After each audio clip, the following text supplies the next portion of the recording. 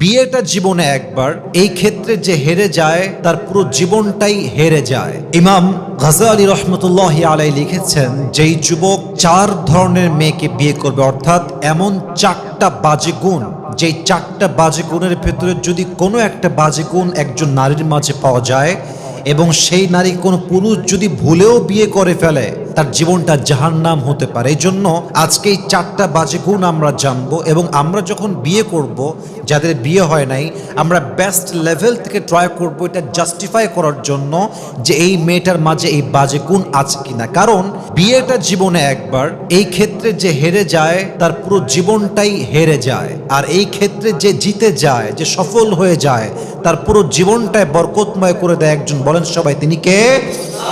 First of all একটা ছোট্ট বিষয় ক্লিয়ার করতে চাই যে এই 4টা বাজে গুণ আপনি বুঝবেন কেমন করে, এটা আমি আমার 4টা পয়েন্ট শেয়ার করে এন্ড অফ দ্য লেকচার, একদম আমার লেকচারের শেষে গিয়ে বলবো যে আপনি বুঝবেন কেমন করে যে এই মেয়েটার মাঝে এই 4টা বাজে গুণের ভেতরে একটা বাজে গুণ আছে কিনা। রাজি আছেন তো সবাই ইনশাআল্লাহ? প্রথম বাজে গুণ ইমাম গাজ্জালী রহমতুল্লাহি আলাইহি লিখেছেন, যেই মেয়ে আহেরা। আহেরা মানে হচ্ছে যেই মেয়ে অলওয়েজ রূপচর্চায় ব্যস্ত থাকে। দেখেন, নারীরাই রূপচর্চা করবে। রূপচর্চা করা, ফেস কেয়ার করা, ক্রিম মাখা, যত্ন নেওয়া, বিউটিনেসকে আরো সৌন্দর্য করার জন্য, আরো বেশি বাড়াবার জন্য যত্ন করা, it's not a fault, it's not a big issue. But এই ক্ষেত্রে ওভার সেন্সিটিভ হওয়া, ওভার কেয়ারিং হওয়া, যে অলওয়েজ রূপচর্চায় ব্যস্ত। দেখবেন অনেক ফিল্মি হিরোইন আছে সার্জারি করতে ব্যস্ত, সারাদিন সার্জারি করে, এই পাশ দিয়ে সুই দেয়, এই পাশ দিয়ে সু দেয়, কারোর ঠোঁট দেখবেন অনেক মোটা হয়ে যায়, সারাদিন বিউটিশিয়ানের কাছে পড়ে থাকে, অলওয়েজ রূপচর্চায় ব্যস্ত।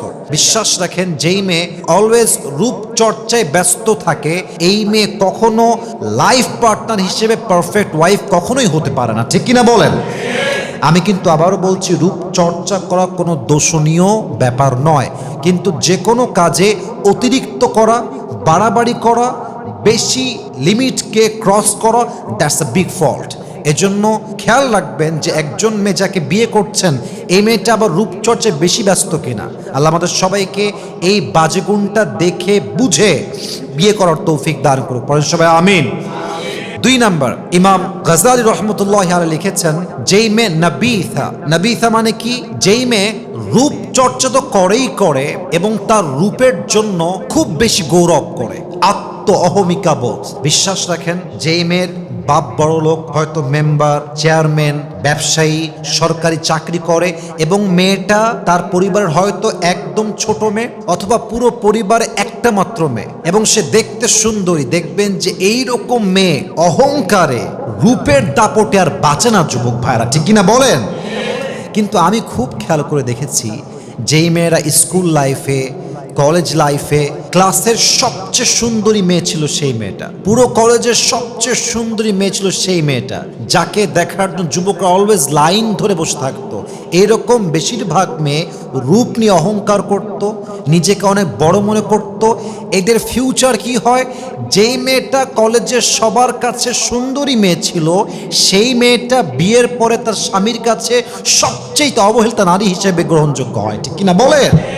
তার কোনো দাম থাকে না, স্বামীর কাছে তার কোনো মান থাকে না। এটা আল্লাহ তাআলার ন্যাচার। আপনি অহংকার করবেন, আপনাকে আল্লাহ মাটির নিচে দাবাই দিবে। এই জন্য মেহেরবানি করে, যেই মেয়ে রূপ নিয়ে খুব অহংকার করে, তার রূপের যেই আগুন মানে জ্বলে তার ভেতরে, যে আমি কাউকে মানুষ মনে করি না, আমি হলাম সবচেয়ে সুন্দরী, এই অ্যাটিটিউড যেই মেয়ের মাঝে আছে, এই মেয়ে কখনো আপনাকে একজন সুখী পরিবারের নারী হিসেবে যে রোল প্লে করতে হয়, এই রোলটা প্লে করে দেখাতে পারবে।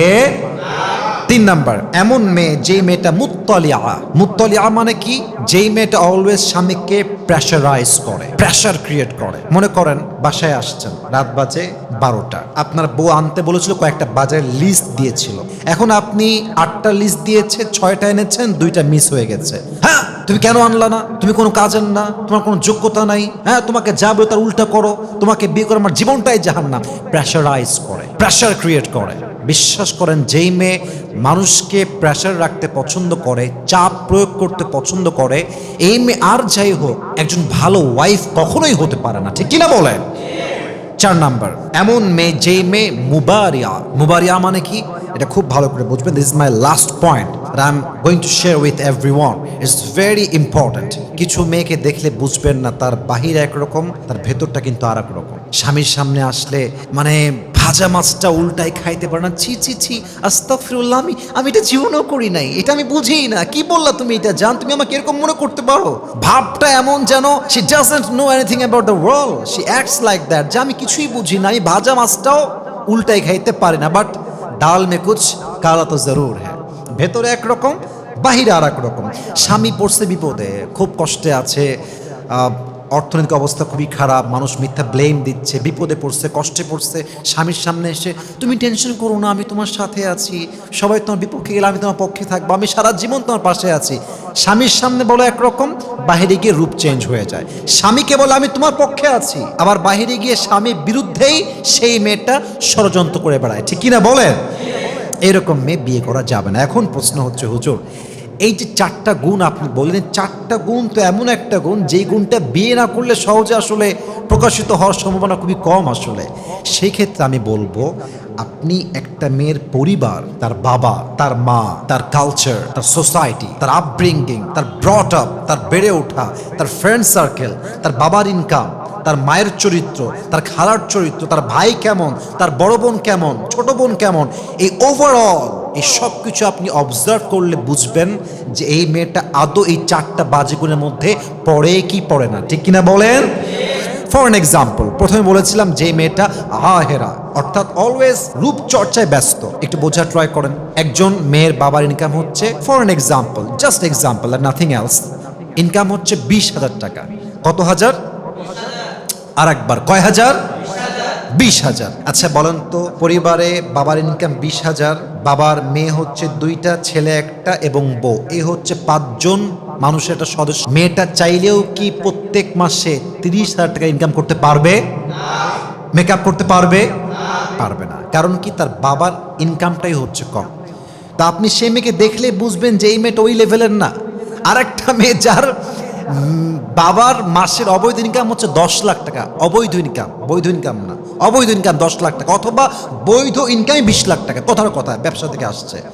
কিন্তু সেই মেয়েটা যদি বাবার ইনকাম 20 লাখ হয়, সে তো মাসে সর্বনিম্ন 1 লাখ টাকা খরচ করতে পারে, পারে কি পারে না? আপনি একটা বেসিক লেভেলে দেখলেই বুঝবেন যে মেয়েটা আসলে কোন ক্যাটাগরি বিলং করে, এই মেয়েটা আসলে সে লেভেলে হতে পারে কি পারে না। আর যেই মেয়ের বাপের ইনকাম মাত্র 20,000 টাকা, সেই মেয়ে চাইলে 1 লাখ টাকা মেকআপ করতে পারবে না, ঠিক কিনা বলেন? আবার দেখেন, আর একটা বলেছিলাম যে মেয়েটা স্বামীকে প্রেশারাইজ করে। একজন মেয়ে স্বামীকে প্রেশারাইজ তখন করে যখন সে এই শিক্ষা তার মায়ের থেকে পায়, তার খালার থেকে পায়, তার ফুফুর থেকে পায়। মেয়ের বয়স 8 বছর, সে দেখছে যে আমার বাপ আমার মায়ের কথায় ওঠে বসে, আমার বাপ ইয়েস বললে ইয়েস, নো বললে নো। ওর ভিতরে এই মেন্টালিটি ছোট্টবেলার থেকে তৈরি হয় যে আমিও আমার স্বামীকে গোলামের মতো ট্রিট করব, কাজের চাকরের মতো ট্রিট করব। এরকম মেয়ে বাংলাদেশে অ্যাভেলেবল। মানে কিছু মেয়ে আছে এরা স্বামীকে মানুষই মনে করে না, অমানুষ মনে করে, জানোয়ার মনে করে। কথায় কথায় খোটা, কথায় কথায় বাজে ব্যবহার, কথায় কথায় তোমাকে বিয়ে করে আমার জীবনটা জাহান্নাম হয়ে গেছে, আমার কত ভালো জায়গায় বিয়ে হতো, তুমি একটা জাহান্নাম আমার জন্য, এই কথাগুলো বলে একটা সাজানো গোছানো সুন্দর সংসারকে একটা মেয়ে জাহান্নাম বানিয়ে দেয়, ঠিক কিনা বলেন? এজন্য ফ্যামিলি স্ট্যাটাস, বাবার ইনকাম, মায়ের চরিত্র, বোনের চরিত্র, তার বেড়ে ওঠা, তার কালচার, তার সোসাইটি, তাদের ফাইন্যান্সিয়াল স্টেটাস, এই সব কিছু মিলিয়ে ওভারঅল অবজার্ভ করলে আপনি বুঝবেন যে এই মেয়েটার মাঝে এই 4টা বাজে গুণ আছে কিনা।